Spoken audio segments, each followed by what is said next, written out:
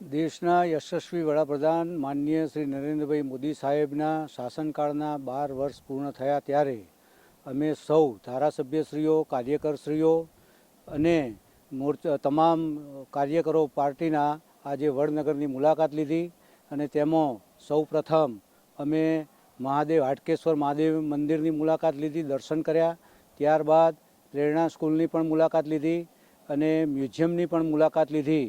અને મ્યુઝિયમની અંદર અમે જે જોયું તો જે ઐતિહાસિક વારસો જે જાળવી રાખેલો છે તેથી અમે ખૂબ જ ખુશ થયા.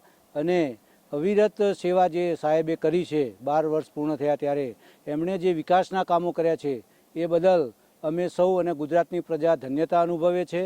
અને સાથે સાથે આવો ને આવો જ વિકાસ આપણા સાહેબ કરતા રહે એવી અમે પ્રભુને પ્રાર્થના કરીએ છીએ અને પ્રભુ તેમનું આયુષ્ય પણ વધારે, તંદુરસ્તી પણ રાખે એવી અમે ભગવાનને પ્રાર્થના કરીએ છીએ.